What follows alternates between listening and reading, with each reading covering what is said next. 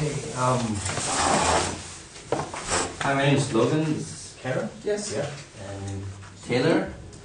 And we're just gonna go and see which positions you guys are speaking in, or who is the speaker in which position, just so we know the score. So, Developing Government is draft debate A. Yes. Is it Rajman first or Taha? No, it's wrong. It's with O or OJ. Okay. Well, you have to change that with them. But who's speaking? Which one of you are going first? That's okay. And Stanford A. Oh, Alex or Anish? Anish. Speaking first. And Cardiff. Matthew speaking first. And Hawaii. Benjamin speaking first.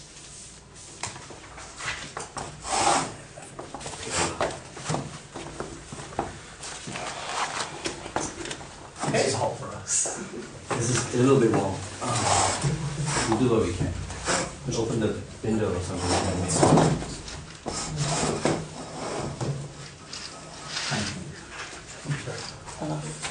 Thank you. Should do finance.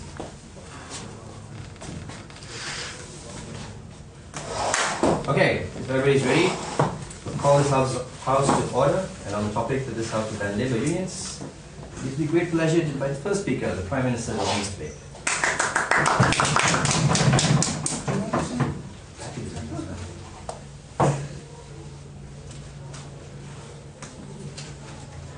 Good morning, ladies and gentlemen, Mr. Speaker. We are very honored to open this debate.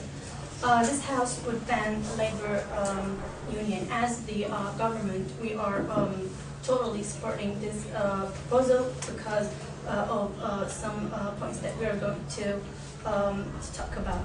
First of all, we're going to define what labor union means, and then I will talk about my first two arguments. It's about government is better. The first argument is that. And the second one is obstructing the stability of the country. Then the second speaker of the government side will talk about bureaucracy and equality. So let's start with talking about the meaning of labor union, ladies and gentlemen. Labor union means that are those group of or unions that are claiming that they are representing the working rank in a country, and we should focus on the word claiming because it's just the opposite. So what we're going to support is this, that government is better. What we mean by this is that government is already elected by people, and government is the best representative of the country because it's already elected by the country, and people know what is better, or what kind of government they are electing. So if a country, a bunch of people elected some special people to rule their country, it means that they know the best for their homeland. So also, many governments are rich, so you cannot. No, thank you. You cannot depend on a union in order to be the representative of the working rank in the country, because we have the government is very rich, and it can pay for the workers more than a union. So in this case, why we should risk give the labor union the authority to stand for the working rank in the countries. For example, especially the developing countries. For example, we have Iraq. It's a developing countries, and it started to get developed step by step, hopefully. And if someone said that we are representing the working union in the government, so how come they can represent Iraq in this situation, for example? Because as we know that Iraq is rich and it has its oil, and it can yes. Okay, but don't you find that sometimes in countries that don't have strong representation for workers, that the rich and the powerful control the government and the poor are left without a voice?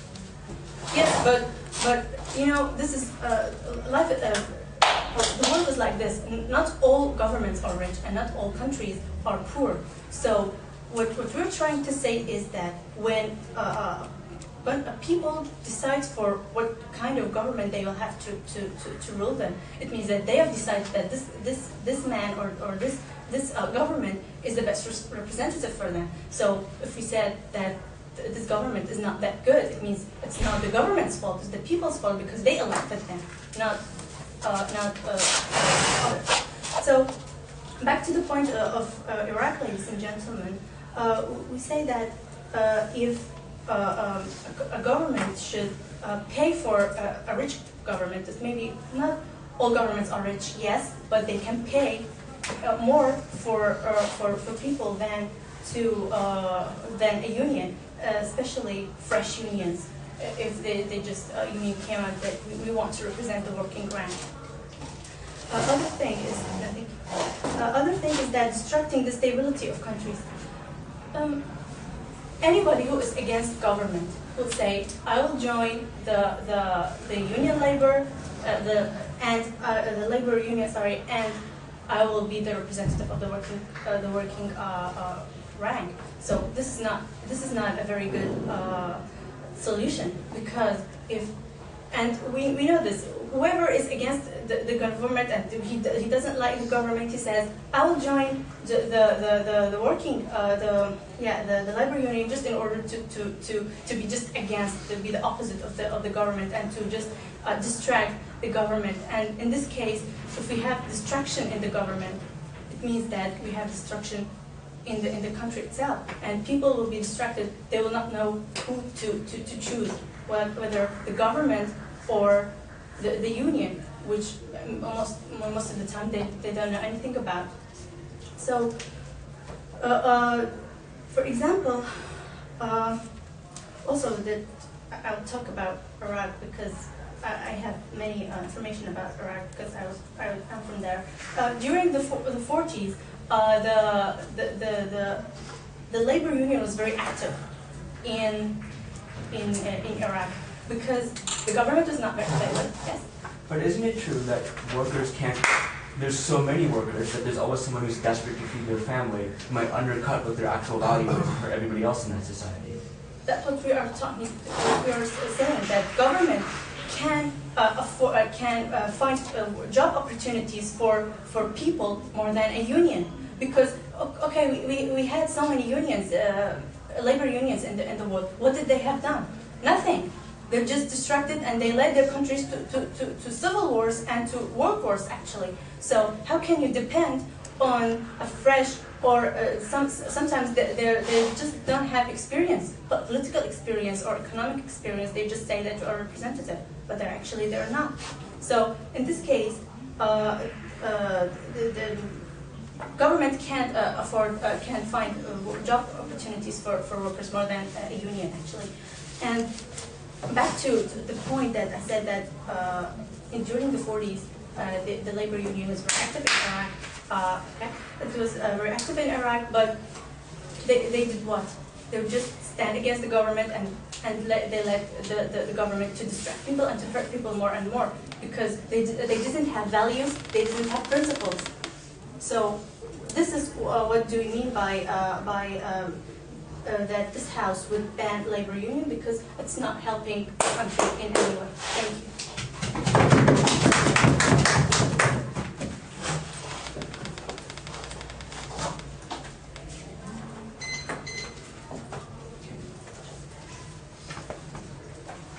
Right, we thank the Prime Minister for his speech, and now invite the Leader of Opposition to take the floor. Could you do us a favor and shut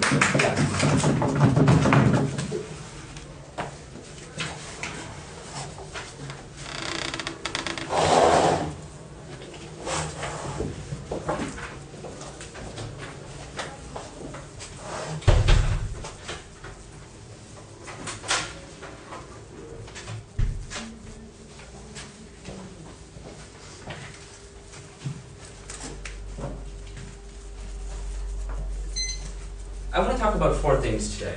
The first thing I want to talk about is precisely what role labor unions do play in society and how they help individuals. Second, I want to talk about how labor unions specifically affect individual workers and make their lives better. Third, maybe a bit counterintuitive, but why these labor unions are actually good for the firms that they're sometimes negotiating against. And fourth, how they play a constructive role in building a new society with a strong middle class that can build a base for prosperity in the future. But before I get to those constructive points, I want to do a little bit of rebuttal on what's the main idea coming out of opening proposition today. Because essentially what they say is that, look, political unions can essentially take care of this problem. If you have a benevolent government that understands precisely what the needs of workers are, it can automatically craft the correct policies without any need for labor unions. Unfortunately, though, I think what they're skipping is the causality here. We think that you get a government that understands the needs of workers if there's some sort of institution, some sort of group that's looking out for workers in that society. Guess what? We have a name for that. It's called labor unions. I think it's not an accident, Mr. Speaker, that so many political parties in governments that do look out for workers are indeed called labor parties, for instance. And I think here's the problem, right? Because we have to understand that the way a democratic society works is not necessarily that every individual understands precisely what's going on for them and is able to cast a perfectly informed vote. But instead, there are parties and institutions that, 1, fund candidates, and 2, disperse information and control sort of the campaigning portion of trying to convince individuals whether or not they should vote for a certain candidate. So I think that there's 2 problems with expecting that you can just have a government have automatic representation for workers without these labor unions. First, we think that wealthy individuals, the sort of titans of corporations, are much more likely to cooperate together, put together a coherent scheme of who they want running for them, and put together the financing necessary for those individuals to go out and campaign and perhaps trick some individuals into believing they're good for their interests when they're actually not. We think it's easier for these well-informed individuals to cooperate together and put together the financing necessary than a bunch of poor farmers or a bunch of poor laborers within a country. Second, though, I think the problem here is that they assume that even a perfectly informed government can do things like figure out what is the optimal wage for a worker, what are the optimal standards for a worker, given that we have so much money within the corporation that needs to be spread amongst different things like research and development, buying new capital, and looking out for what's good for the worker. However, our claim today is that you can't have a government necessarily telling you what an optimal wage is. Indeed, we think that the best mechanism for figuring out what the best wage is to have collective bargaining power. That is, the workers come together in a collective group and bargain with the individuals who hold the purse strings, which are the heads of these companies. By having a situation in both sides seeking rent from each other, then you have what is essentially a market solution. That is, both sides are happy with the solution that comes out.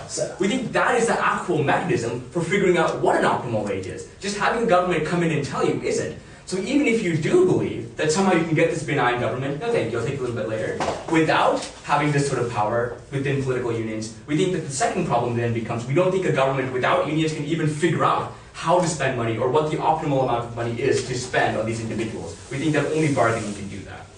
So now that I've taken a look at that idea, let me go ahead into my constructive matter.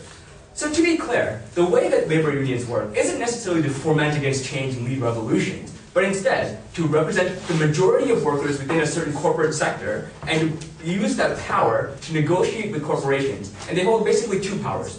1, if they're unhappy with the wages or conditions that they get, they can strike and essentially punish those corporations. And second power they have is that they can sort of pick and choose who gets to be in the union to try and sort of make sure that people are looking out not only for their own selfish interests, but the interests of their fellow man and woman when they are looking into the wage market. Sure.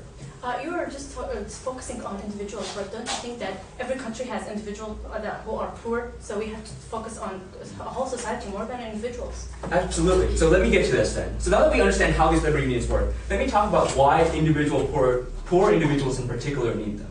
First, I think it's a question of leverage. Because while there might be a few firms, maybe a few dozen firms amongst which you can work for, there are literally oftentimes hundreds of thousands or millions of poor workers who are vying for these jobs, right? So suppose that you have some sort of price you're willing to work for, maybe $5 an hour.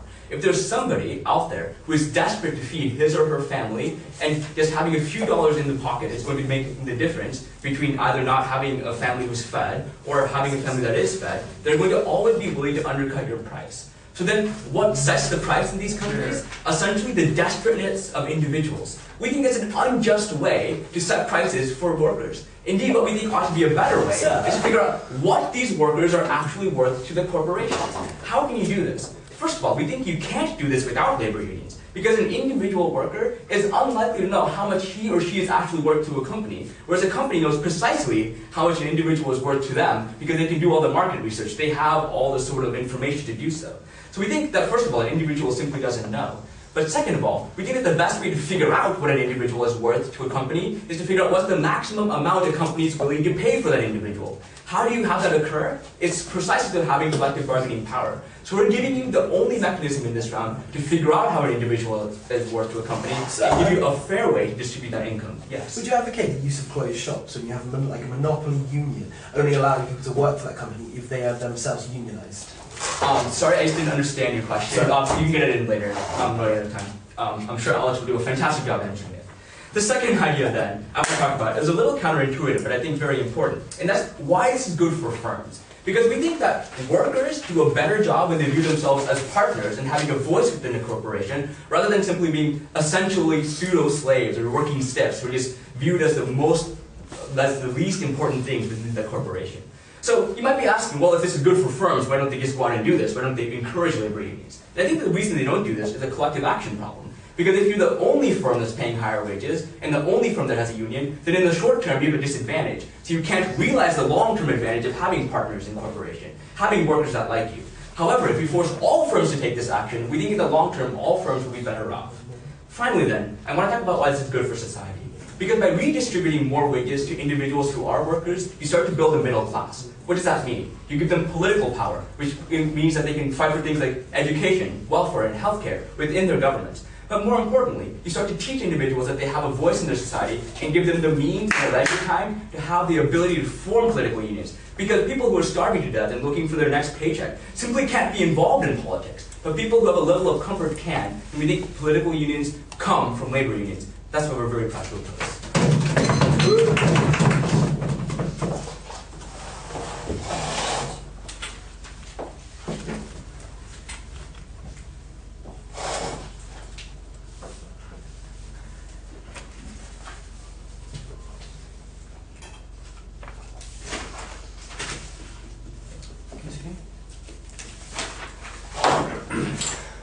Right, we thank the Leader of Opposition for his speech, and now invite the second speaker from Opening Government, Deputy Prime Minister.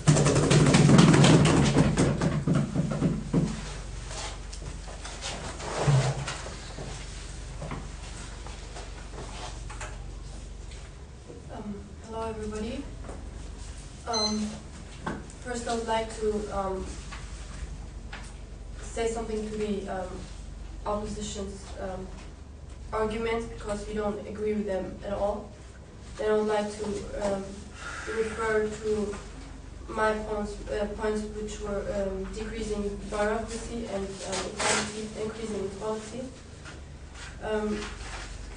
The opposition team said that you will increase prosperity with it, but we don't agree with it with this at all. We think it would it just decreases prosperity, because you give money to the members who are organizing the labor unions, and instead of doing that, you can spend the money directly to the workers.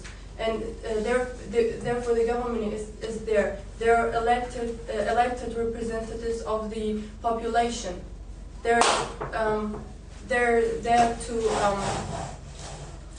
they're elected by the population, and they're there to decide where the money goes to, what's the best for the population. Yes, please. But if the poor and the working are disenfranchised because they do not have representation, they do not have power, how can the government help the poor?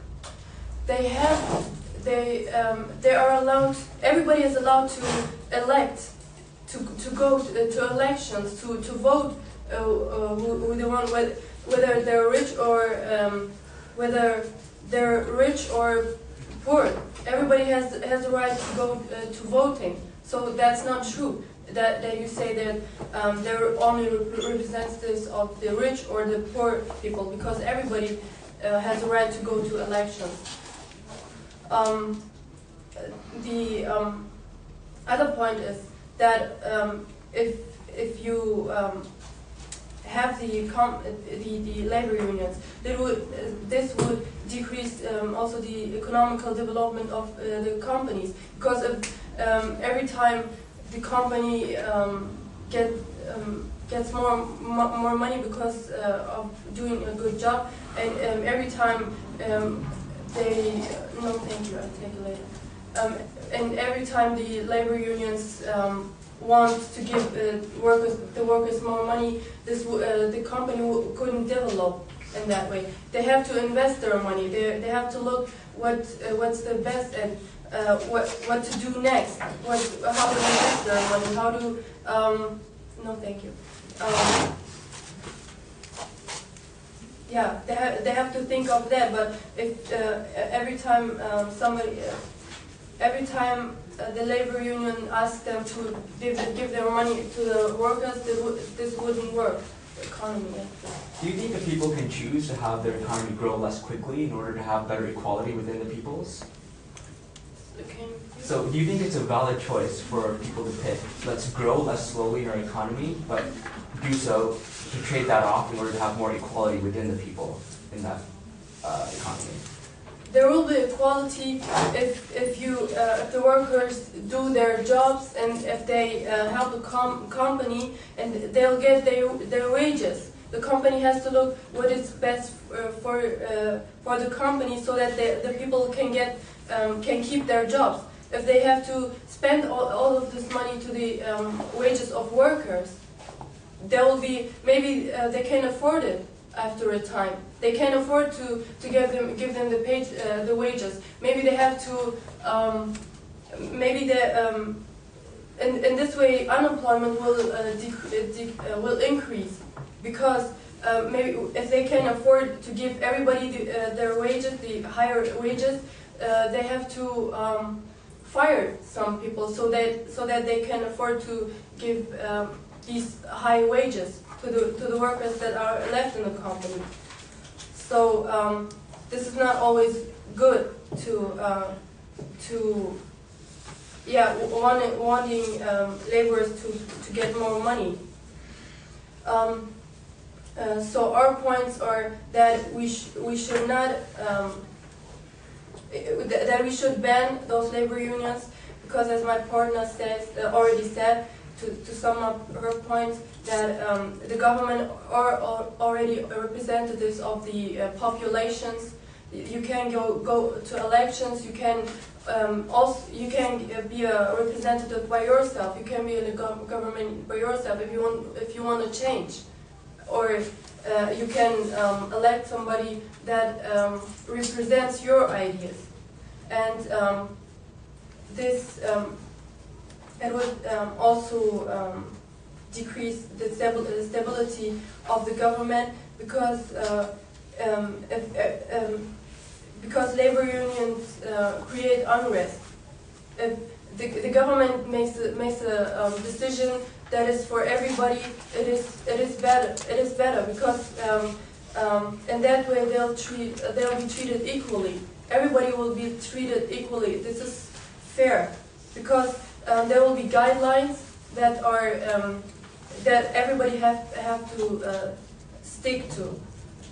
So there will be the same treatment for everybody. Nobody would complain, because there are also different unions that work out different wages for their workers. That's why it is better not to have them, to let the government decide. Because and if they're not satisfied, they can go to they can vote for somebody else in the next election.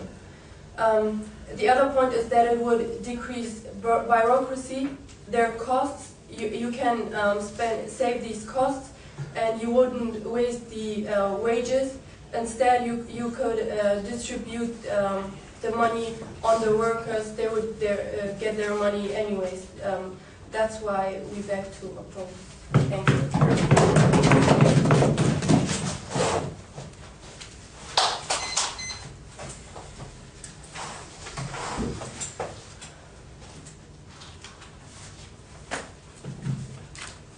Right, we thank the Deputy Prime Minister for the speech. And now I invite the second speaker from opening opposition.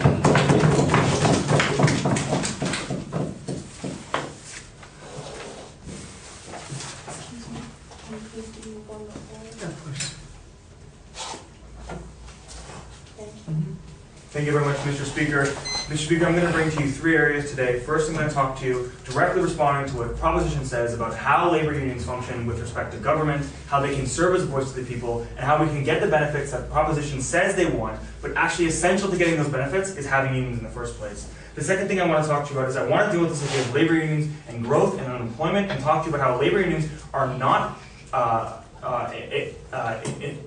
equivalent to having stagnant economies. They are not equivalent to having unemployment, and how they actually can serve to best fit the long-term prospects for that economy. And then I want to talk to you a little bit about developing economies and how we have social development as a counterpoint to economic development, and how in the long term we actually think social development is incredibly important. So let's jump right into it. What I got from Proposition is the idea that no, labor unions are bad, we should have governments do it. And we asked in 2 points of information. We did not hear a response sufficient to my interest as to why the poor, the uneducated, the unmobilized are able to hear their voice in government. And we heard from Proposition this idea of voting. And I would tell you that if the poor do not know their rights, if the poor are not mobilized, if the poor don't even have the information available to them to seek redress from their government, it is incredibly difficult for them to seek that redress. Further to which, we actually have incentives by the rich, incentives by the elite, incentives by the powerful to misinform, to disrupt the mobilization that occurs within these individual communities. Now, what are the examples of this? The example I'll bring to you here is in the United States.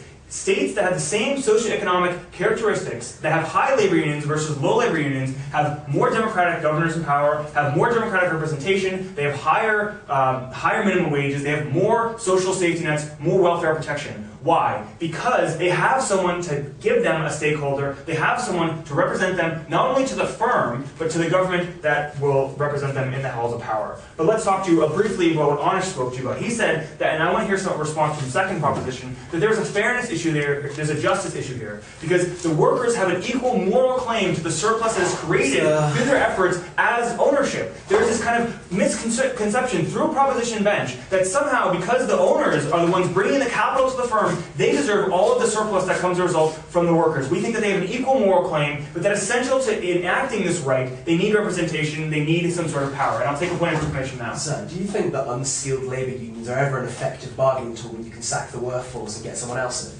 Absolutely, and I'll explain directly to that right now. And this deals with your point of information about this closed shop versus open shop. First of all, we see that in certain communities, we have monopsony buying power by individual firms. Monopsony buying power meaning there's only one buyer in town for your services. This is actually incredibly important. Think about when you get off the plane to come to Turkey, and let's say you need lira, and you have a bunch of pounds or you have a bunch of dollars, right? But there's only one person who can exchange your foreign currency, and there's no ATM, and you need a taxi cab to go to the hotel. If there's only one person selling you lira, and the cab driver will only accept lira, you have to exchange your dollars for whatever rate they will give you, because you only have one buyer.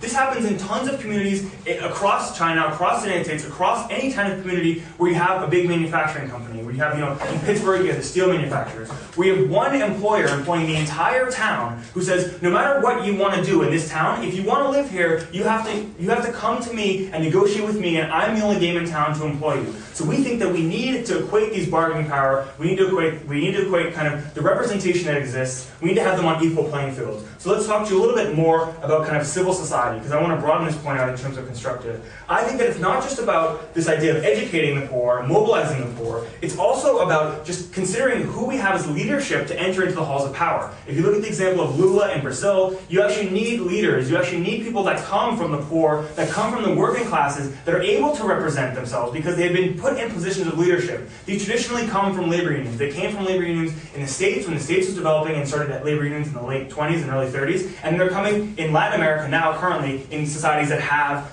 sustainable, good traditions of labor unions. Because we see that governments are usually filled with the hall of power of the elites, so we need elites on the other side to kind of be able to represent them, to be able to run for office even, right? Because if you just have a bunch of workers who none of them have been in positions of leadership, how are they ever going to get elected? But second of all, I want to talk to you about growth. I want to talk to you about economics, basically. So the contrast here is between like Northern Europe, Central Europe, and America. The kind of stereotype is that in Detroit, in Michigan, in these environments we have high labor unions, we have lots of unemployment, we have no growth. Well, I would tell you that this is a common refrain, but an inaccurate refrain, because we have more labor unions in Northern Europe, we have more representation of workers in Germany, and we actually see that their manufacturing sector is far superior to the American manufacturing sector. Now, why is that the case? Because I have to justify that to you. I would tell you, first of all, because labor unions convey information that management is basically systematically unable to comprehend because of their perspective. What do I mean by that? I mean that when you enter into capital markets, oftentimes you're subject to short-term constraints as to getting profit the next week, the next month, the next quarter. Labor unions are able to tell management, look, on a long-term perspective, we think we're doing something unsustainable. They also serve as a counterpoint to the capital markets, where the individual owners can say, look, we don't necessarily want to do this, actually we do, but the labor union is making us do this. So they serve as a scapegoat to enact painful reforms that in short term might hurt profitability, but in the long term will be good. Further to which, the German model shows you that there's actually a different measure of managing companies. It doesn't just have to be the rich guys telling the company what to do, that the poor actually have good information as to practices of management, as to like Six Sigma management, like how we're actually going to get the car in the factory and get it out the door. And that labor unions serve as a good aspect to convey that information to management. This is actually a very effective way. But finally, I want to talk to you briefly about developing countries, because we have this example of China, we have this example of the Asian tigers who don't have very good unionization, they don't have very good representation, and people say, well, look, there's lots of growth in China. I think this is actually incredibly problematic. Why? The first counterexample I have here is Latin America, the counterexample of the disproportionate wealth that was accruing to the rich in Latin America, and look what's happened there. Economic stagnation and political instability. What are my examples? My examples here are Evo Morales in Bolivia, who had land reform in 2004 and nationalization of petrochemical resources, and the same thing happened with Hugo Chavez in Venezuela. So when you have very asymmetric distributions of power, distributions of wealth, in the long term it's actually incredibly destabilizing to that society, to that government. Not just because you don't have civil society developing, but because you have people who are poor, who are angry. And why does this matter for places, and you have also all this crime and wealth disparity, just terrible stuff, right? And we think this is important, that even if you think that you reduce your growth prospect, that this is something to consider, this idea of social equality. But finally, just issuing on this idea of China, we think it actually calcifies the ability for political development to happen. Because if you have this large swath of uneducated workers who have no representation, China is basically in a position where they can never give them any political representation, because they know that the moment that they allow them some measure of political representation, the society is unstable, the society will collapse. So we actually have the calcification of authoritarian regimes in these societies, because there's no one representing the labor unions, because there's no one telling government, we will represent you, we will tell the people what you think, we will give you some power. Thank you very much.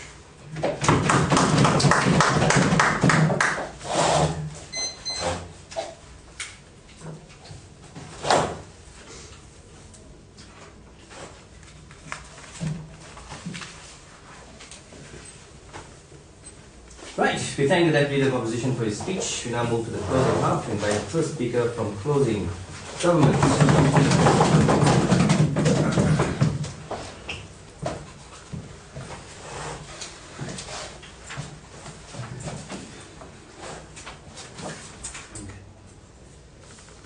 Good morning, ladies and gentlemen. I'm slightly warm in this room. I am one of those people from the Northern Hemisphere that was mentioned before. In fact, I'm from very far north, and I do not tolerate it at all. So thank you very much for opening the window again. That's what I was going to ask. I have three things that I want to address today. Firstly is the idea of what the actual problem with unions is. And we think that opposition have laid out a great idealistic scenario of what a union is and when a union negotiates and blah blah blah. We on the side of proposition think that unions actually overvalue wages and create conflict. Secondly, I'm going to talk about why the government is actually better placed to negotiate wages, despite this stuff about like collective bargaining power that was brought up, and like how the government does have a stake in individual wages. And finally, I'm going to talk about like how unions and their strike actions affect societies as a whole, and that's going to link back into like why governments are the people best placed to represent everyone as a whole. But firstly, I'm going to address this issue because I was asked to, about this idea that like workers have a moral claim to the profits created by their work.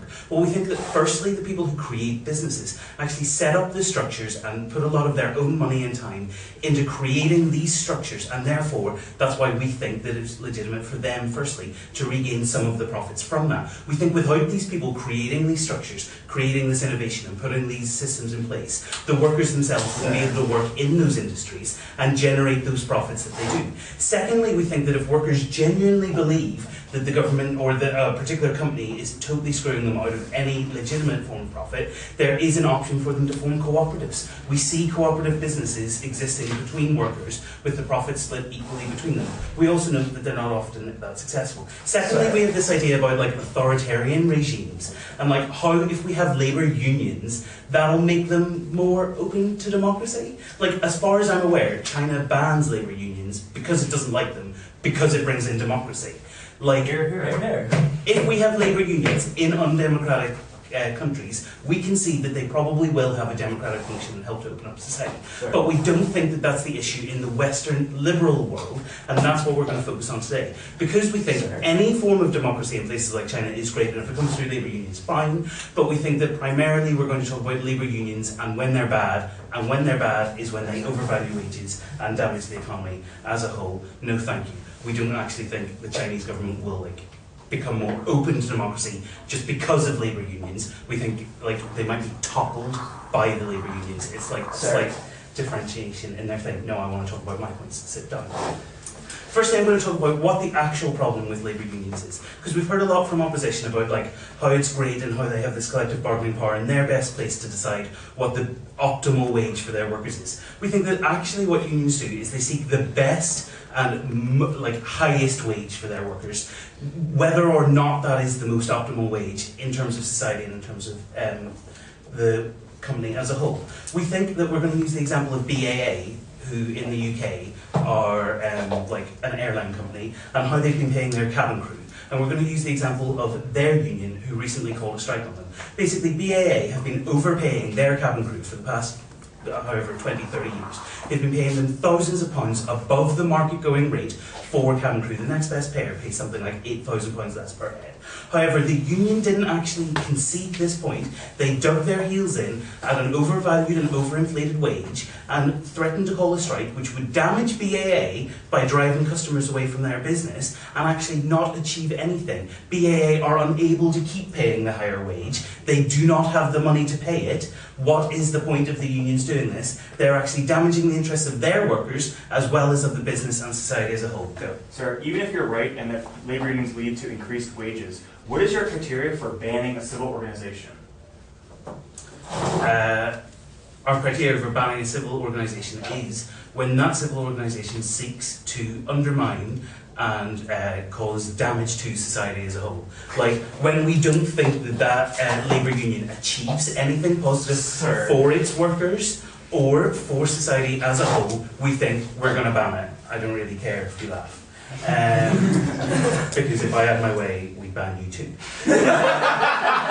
Secondly, we're going to talk about why the government is actually better placed to negotiate wages. Firstly, we think that unlike what these people have said about how the government can't know what's going on in a business, we think that the government can have access to business accounts. Not only that, we think that the government, unlike an individual union, can have access to the accounts of multiple businesses across the industry and can compare what everyone is being paid and negotiate for a better wage between different industries, between different companies, and set something that's fair for everyone, rather than a union which seeks only to further its own members and is only based on a limited knowledge, i.e. the knowledge of what they think they are worth. It's kind of like our judging ballots. I might think I'm a 10, you probably don't, but if I consistently circle 10, that doesn't get me anywhere.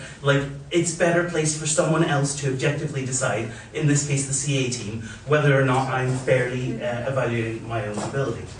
Secondly, we think the government actually does have a stake in seeking kind of what is an optimal wage, but an optimal balanced wage. We think that the government invests a lot of money in workers in terms of education, welfare support and things like that. We think that in that case the government wants a good return on its money, and we actually think that the government wants as much money as possible to flow through the hands of its workers into the economy to increase things like spending power and further the economy that way. So we actually don't think that there's this risk that the government will just ignore workers and go entirely with the interests of the business.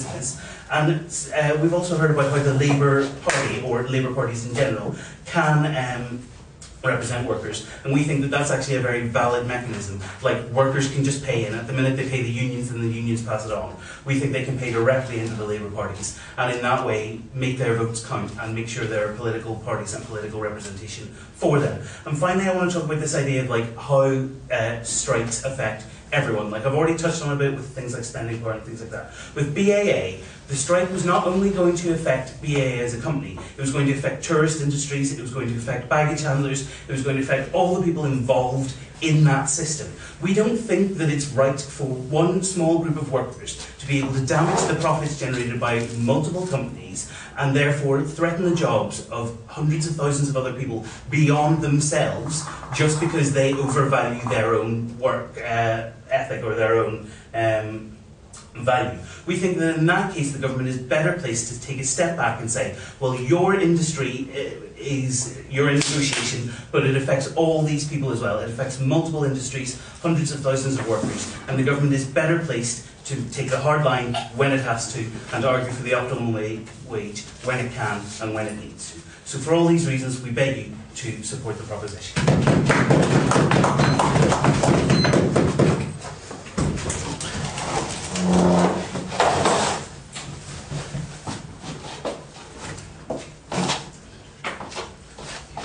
I'd like to thank the member of government for his speech and invite the first speaker for closing opposition, the member of opposition.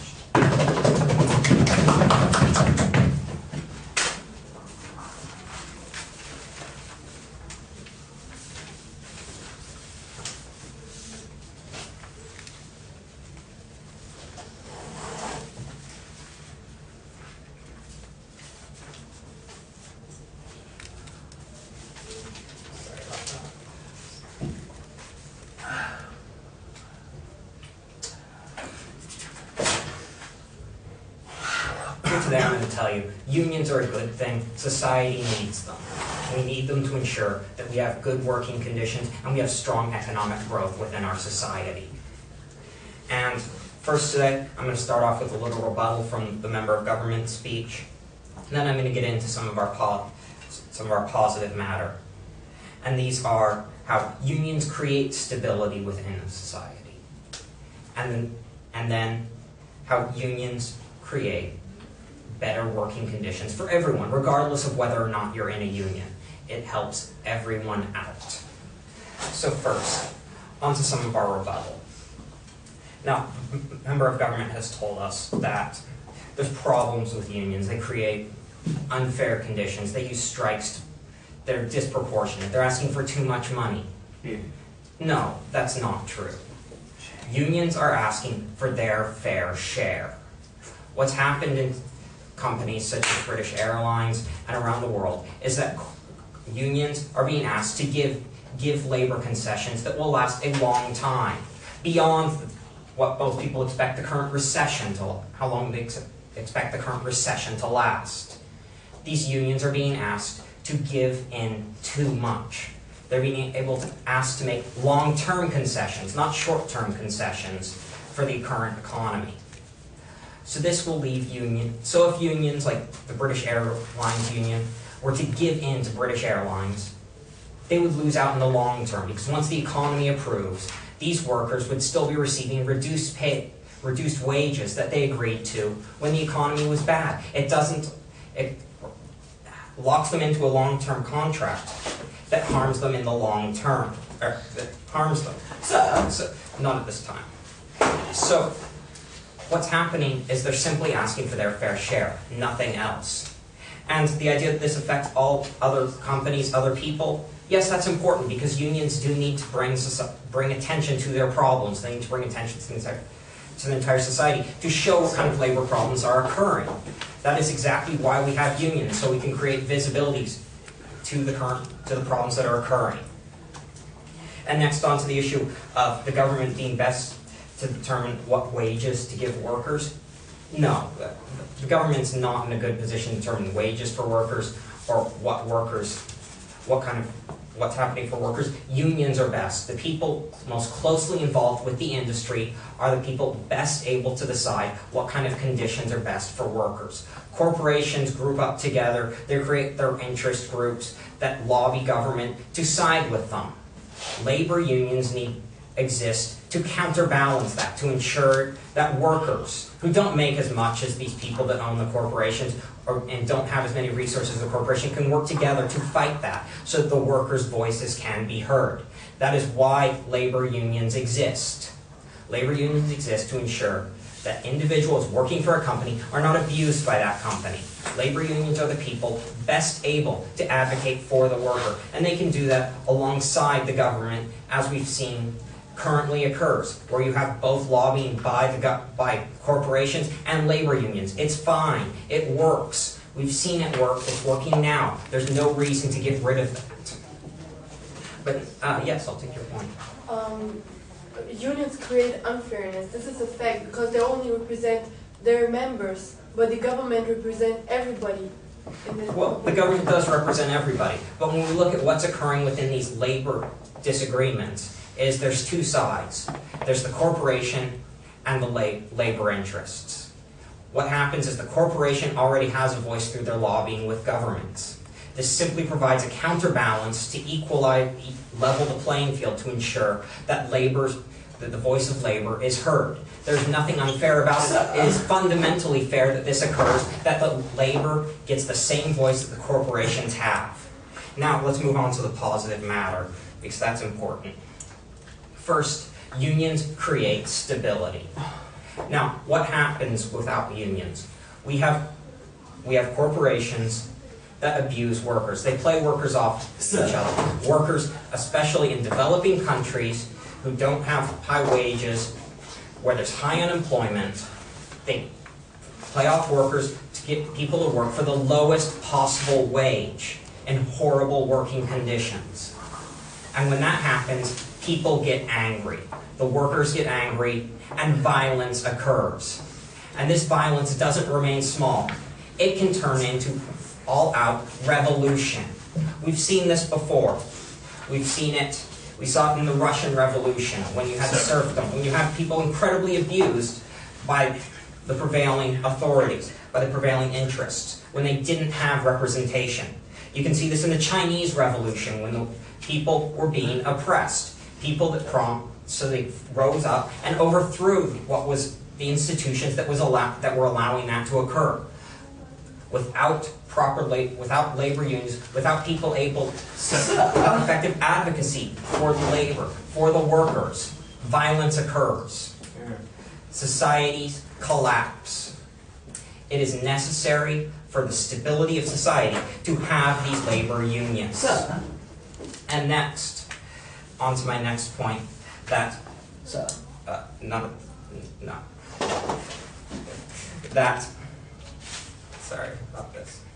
that labor unions are an effective institution for improving working conditions for society as a whole. When we look back on how our society has evolved, on how we've gone from working in sweatshop environments, these are horrible working conditions that occurred because corporations were allowed to play workers off against each other. But what happened was eventually people were able to get together. They were able to form unions, form trade organizations that counterbalance the corporate interests. And these interests and these groups, these labor unions, helped advocate, lobby government to create changes that improved working conditions for everyone.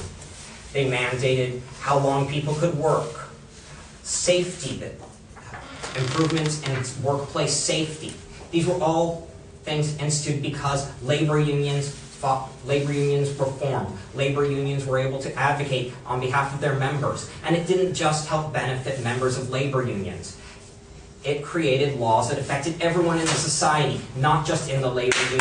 It created an environment and created a society that was safer for workers to be in, safer for everyone. It created a better society, a fair society, and that's why we need labor unions.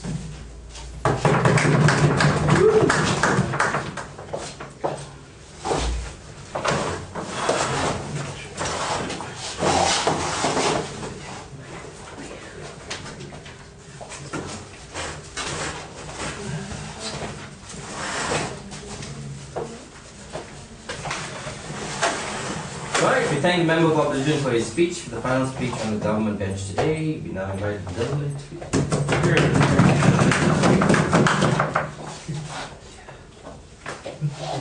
Give me a second.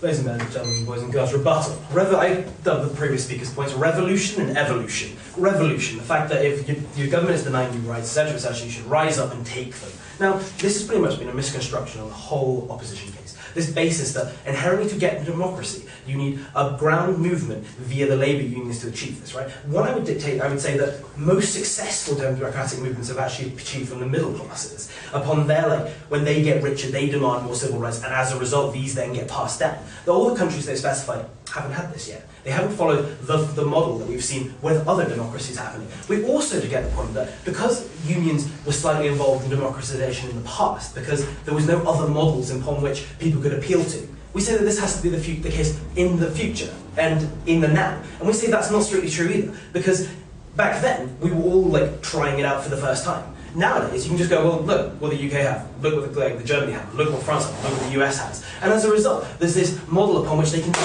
bypass one of the processes inherent, because there's nothing that they've said that unions do, that the government within itself can't do better.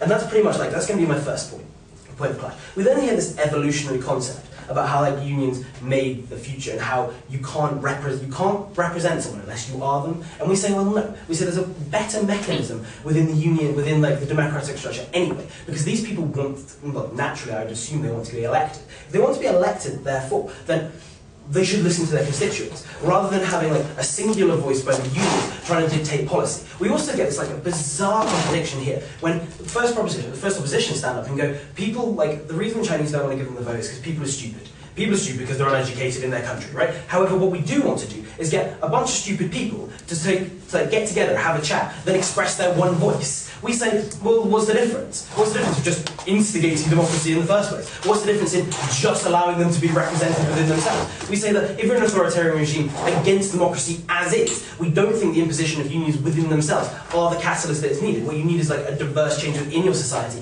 And to the point that all diverse changes in society that ever only come from unions, I think is an stretch within itself. Now, what is my point? Unions okay, government better. And we say, the point of what we're doing here is we will accept and we will concede that within itself corporations are not benevolent actors within it. We think there is incentives for them to pay higher wages, but we like to think that at the basis they're a profit maximizing organisation and they will try and squeeze workers if at all possible, right? However, the opposition to this proposal then stands up and goes, the best way to get cohesive change and cohesive, structure change and change that everyone can agree on is to then unionize, to get another hostile body who are there only to seek the maximization of their individual members and just clash and have a big fight, and then at the end of it, everyone will be happy. And we say, well, no, that's really not how consensus and decision making works. Within itself, we think the government is inherently better placed because they receive benefit from corporations making them money to fuel their economy, and they rely on voters to vote them in to form a government. So we inherently see that this body, which intrinsically requires both parts to come together to form their cohesive society, we think these people are better placed to examine the things. We think those basic rights and structures the government should always inherently dictate that should happen. We say that when they stand up and say, oh, but if you don't have labour unions in the first place, no one will realise that other people are being oppressed or other people are living in bad conditions. We say that's just blatantly false. Clearly when a politician walks around to his constituents and goes, are you happy with the working conditions? And they go, no, then you can instigate that in some meaningful policy change that affects everyone and not just the people that are fortunate to have these unions. We also say within this point that inherently that unions don't achieve everything they're supposed to within that because of these dynamics and because this is the point. When you see where unions are effective, we see this is because there's a small labour market within itself, right? I.e. the most effective unions operate under skilled people, yeah? Because skilled labour within itself is needed. However, what you get when you get unskilled is unskilled labour are notoriously more unsuccessful in their demands and aims because of the fact that they're very easily replaceable. We had a comment on first position about paying higher wages within itself will never happen with a company seeking to maximise its profits. And I say no, that's not true. What is true is that if a company wants to achieve better workers in a diverse, in a small skill pool, then they will pay more to attract them. The consideration about why BA was doing it, first of all, because they wanted to attract new, better quality crew than their competitors. Ergo, we see there is an incentive already for them. And when there's not an incentive, these people do not have strong collective bargaining power as is. I'll say to you. So that's true. Can you name me examples of societies that ban labor unions that you would like to live in? Well, I'd live in Turkey. Then if we ban them, we can live here, right? We ban them in the UK, we can live there. Because when you say like, when we talk about Western liberal democracies, they already have governmental structures in place that can act as a medium without unions being needed. When we talk about authoritarian states, there's a lot more problems than whether they can have labour unions or not. The whole structure needs to change within itself to be able to facilitate these people. Saying if we have this, they'll get that is wrong. Now I'm moving on to my second point of clash about the roles of business and how how this will create like a disincentive within itself. And we say the reason this will create a disincentive is because because the role of business, when it creates a disincentive, and why governments within themselves and why businesses within themselves have a duty inherently to look after their workers, is because workers can leave. They can detach from the labour market, and detach their labour from the principles in which they're trying to engage. We think this is a bad thing because within itself, the countries get poorer as a result because they're not stimulating growth, they're not stimulating like economic development, and the workers aren't adding value to that economy. Ergo, when we have this union mechanism, this creates distorts the market principles upon which this is operating on. This within itself can break down the growth for the company. We have this short-term perception from the individual who is seeking to actualize themselves in the moment because they want money, they want to lead themselves a better life. And you see the business who has a distinctly more longer-term perception. When they talk about roles about discussion and accountability, yada yada yada. None of these inherently have to take place within a union itself. In fact, a union dynamic can distort this principle because you're talking about the collective voice that's all been agreed on, rather than getting individual people to chat about what they think is the best way to run the company. When you have this less formalized discussion role, you are able to facilitate more people. More people giving you ideas, we just think gives you more ideas. So you're better, it's more likely you'll have a better idea within that pool. And so we think that within itself is a good reason why unions can distort. We also very quickly see this closed shop mechanism. Unions at their worst can be power-hungry, driven bodies that undermine companies and profits. Right? We think that's bad. We think that opposition has accepted that's bad. At their best, they're a benign entity which enables workers to facilitate themselves. This role can already be filled by government, and we think it should. On those basis, we beg you to propose.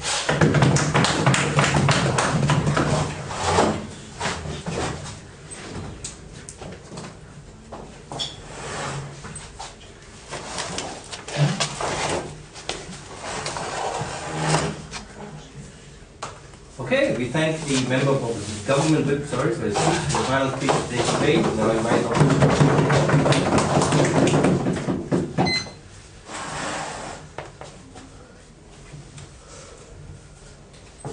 Thank you, Mr. Speaker.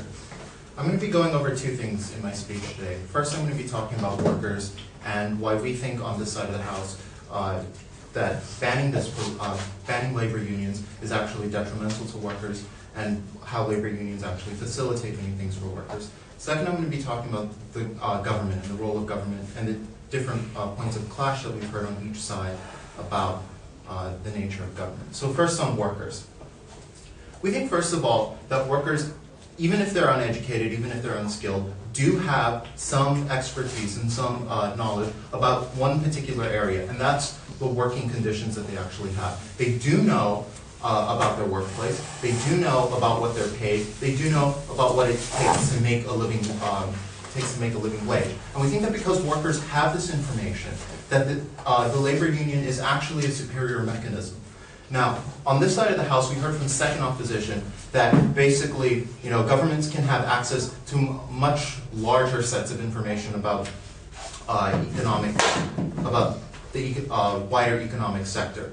And we say that, yes, perhaps that's true. But when it comes to the narrow specialty of what your firm actually does, what it actually specializes in, what the day-to-day living conditions are like, we think that government is far too large an institution to actually be able to reasonably know this. And so we say that when workers are able to form institutions that can actually convey this information to management, that that's a good thing. We think that workers have this information. We think that they have access to this information and that they understand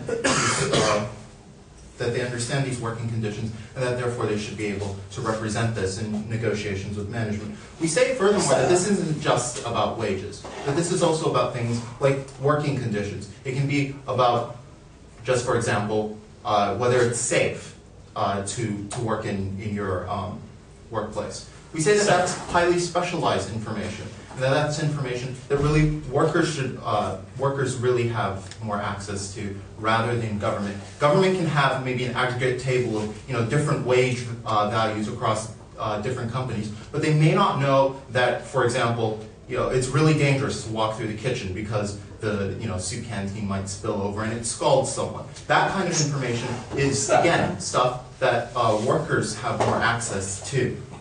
We also say that collective action, the collective mechanism that the labor union gives, provides direction to their negotiations with management. They give this idea that if you get all the workers together and they make this sort of soup of ideas about what their working conditions are like, that somehow is just going to magically lead to different reforms. We say no. Labor unions also provide the structure, the institutions, the mechanisms that can allow you to represent this. And we say that this is particularly important when we get to our next point on the role of government and how unions can represent and lobby. But first, sure. So we have mechanisms that, like, when a worker walks through a kitchen and gets stabbed, it's called like the criminal courts. Inherently, like, there's all this like stuff in place that the government already does to facilitate workers within their role within a company as is. No, I was talking about when the soup canteen tips over and you get burned because of it. That's not necessarily a criminal matter, but that can be a workers' safety issue. And that's something that workers would have access to and that workers would know about because they know about the day-to-day living conditions that they have to encounter.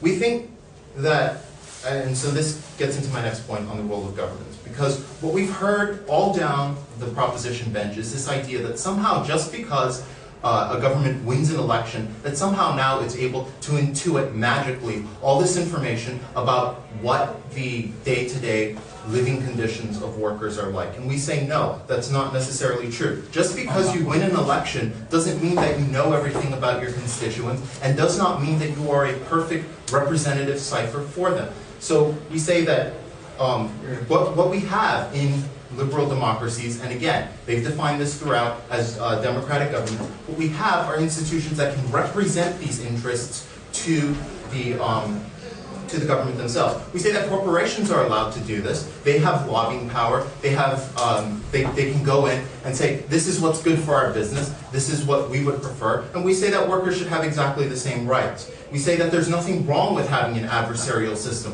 where one side takes an extreme position and the other side takes another. We do that, for example, in jury trials. We do that in this debate. So there's nothing necessarily wrong with that. It doesn't damage consensus or anything like that. You can still have discussions, you can still have negotiations, you can still have bargaining, no thanks.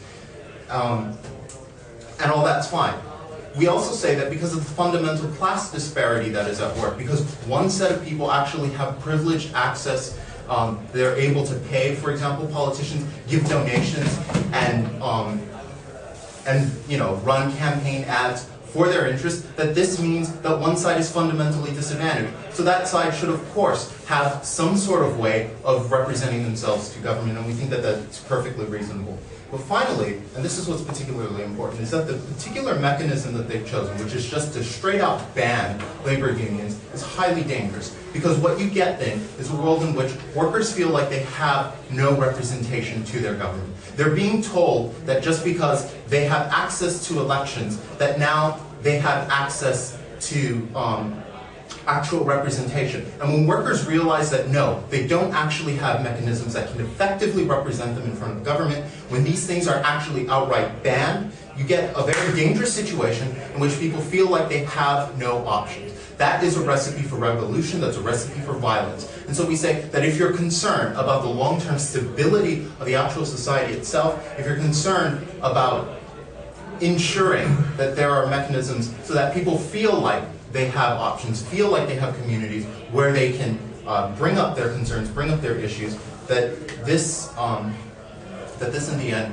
leads to a more constructive, a more stable, and a better society. So, going back to sum up, we say that, first of all, labor unions are good for workers, that they provide ways of conveying information that other institutions simply cannot do. Second of all, we say that because of the peculiar way that governments work, and because we don't think that governments are all-knowing institutions that can somehow just magically know all of this, that labor unions actually provide a mechanism that can not only give workers actual voice in government, but also prevent them from seeking more dangerous options. And for this, we're proud to propose. Thank you very much. Thank the speaker and thank all the people. Invite you guys to the floor. Shake hands with each